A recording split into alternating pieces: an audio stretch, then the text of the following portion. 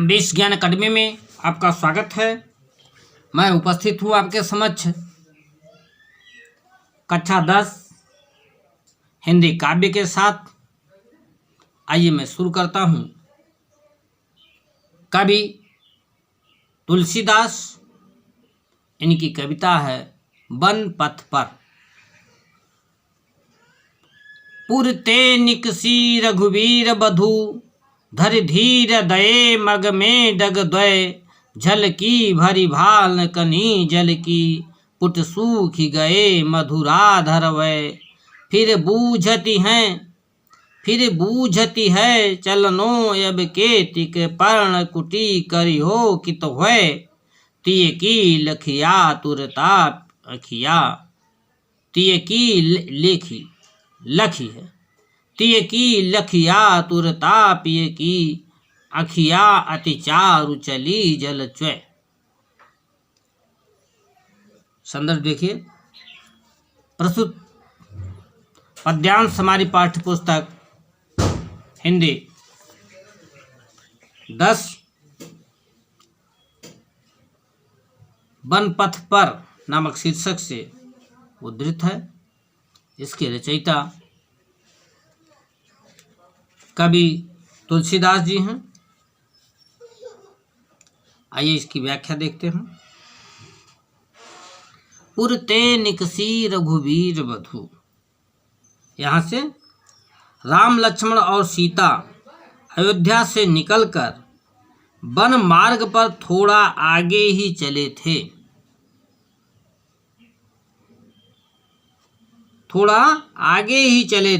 कि सदा महलों में वैभव में पली सुकुमारी सीता जी थक गई। उन्होंने नगर से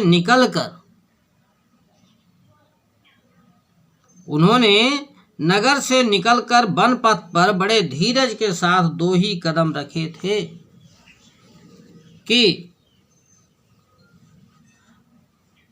उनके मस्तक पर जल की बूंदें जो श्रम से उत्पन्न होती हैं झलकने लगी और उनके मधुर ओंठ सूख गए।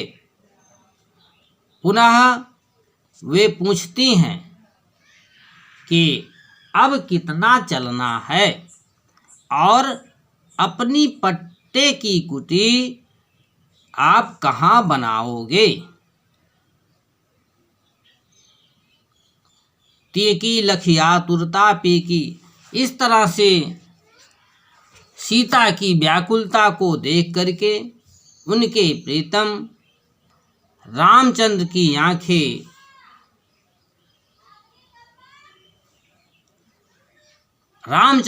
आंखें जो बहुत ही सुंदर थीं, उनके आंखों में जल चूने लगे, अर्थात आंसू की बूंदें गिरने लगी। आइए इसमें सौंदर्य देखते हैं।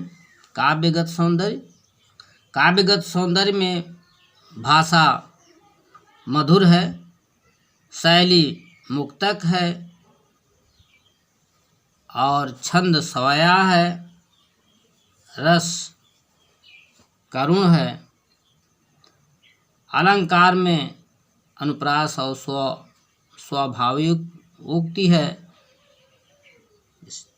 आगे अगला देखते हैं। जल को गए लखन है लरिका, परिखे पिए छाह घरी हुए ठाढ़े। अपोछ पसे बयार करो, अरुपाय पखार भूभुरी ढाढ़े। तुलसी रघुवीर प्रियाश्रम जान के, बैठ विलंब लो कंटक काढ़े। अजान की नाह को नेह लख्यो, पुल क्यों तनुवार विलोचन बाढ़े। संदर्भ वही रहेगा, व्याख्या देखिए। सीता जी जब आगे चलने पर थक जाती हैं तो विश्राम करने की इच्छा से वह रामचंद्र जी से कहती हैं क्या कहती हैं कि जल लेने के लिए लक्ष्मण जी जो अभी लड़के हैं, बालक हैं, गए हुए हैं। इसलिए हे प्रीतम, थोड़ी देर रुक करके उनकी प्रतीक्षा कर लिया जाए, और ऐसे समय में मैं आपके पसीने को पोंछूंगी, हवा करूंगी और आपके पैर को भी धुलूंगी जो भूभूर से जल गए हैं।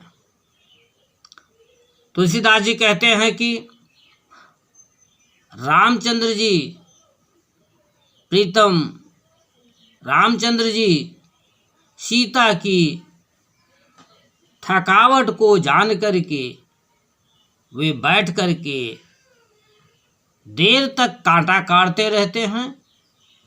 जब जानकी ने इस बात को समझ लिया कि मुझे अधिक विश्राम देने के लिए वो ऐसे ही बैठे हुए हैं, ऐसे स्नेह को देख करके जानकी जी का तथा सीता का शरीर पुलकित हो जाता है और नेत्रों में आंसू आ जाते हैं। आइए इसका भी काव्यगत सौंदर्य देखिए। काव्यगत सौंदर्य में भाषा ब्रज, शैली मुक्तक, छंद सवैया, रस श्रृंगार। अगला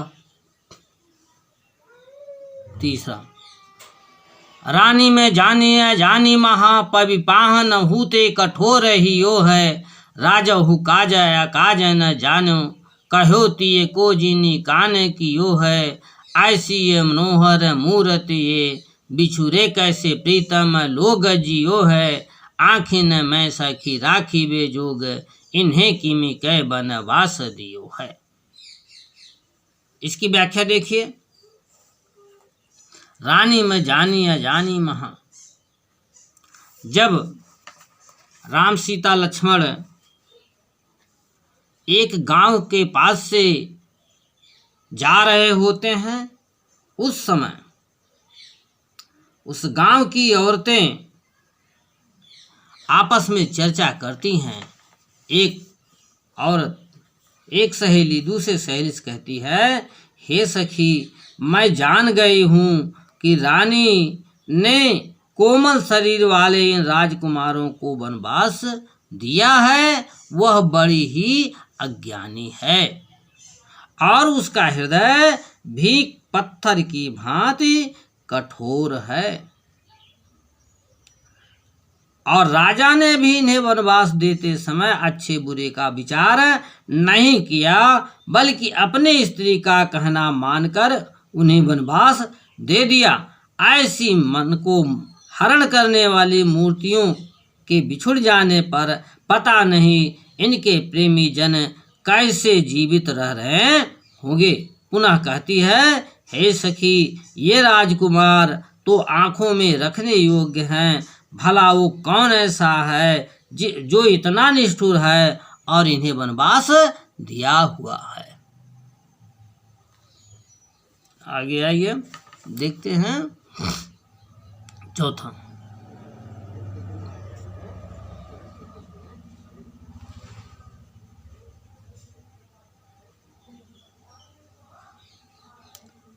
शीस जटाउर बाहु विशाल बिलोचन लाल त्रिछी सिय भौहे, अतून सरासर बान धरे तुलसी बन मार्ग में सुठी सोहे, सादर बारही बार सुहाय चितय तुम त्यों हमरो मन मोहे, पूछती ग्राम बधु सिय सो कहो सांवरे से सखी रावरे को है। यहाँ चौथे का देखिए।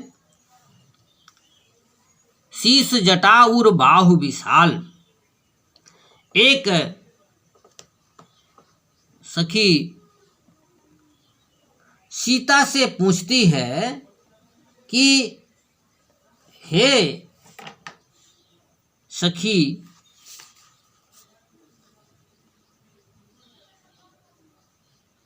पूछती हैं कि जिनके सिर पर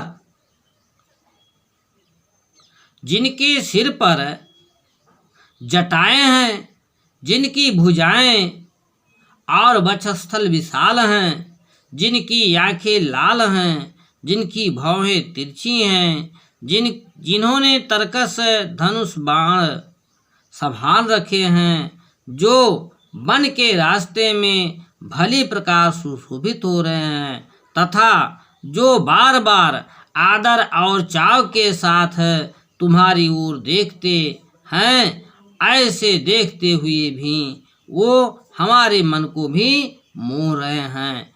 हे सखी, बताओ तो सही, वो जो सांवले से हैं वो तुम्हारे क्या लगते हैं। आइए इसमें सौंदर्य देखते हैं, काव्यगत सौंदर्य। भाषा ब्रज, रस श्रृंगार, गुण प्रसाद और माधुर्य भी, छंद सवया और अलंकार अनुप्रास अलंकार। अंतिम में देखिए,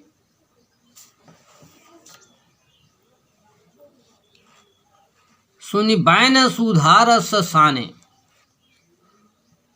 सुनी सुंदर बैन सुधारस साने, सयाने हैं जान सयानी है जान की जानी भली, तिरछे करी नैन दे सैन तिन्हें, समझाई कछु मुझसे काये चली, तुलसी ते ही अवसर सोह सबे, अवलोकति लोचन लाहुवली, अनुरागे तड़ागे में भानु उदय, बिगसी मानो मंजुल कंज कली।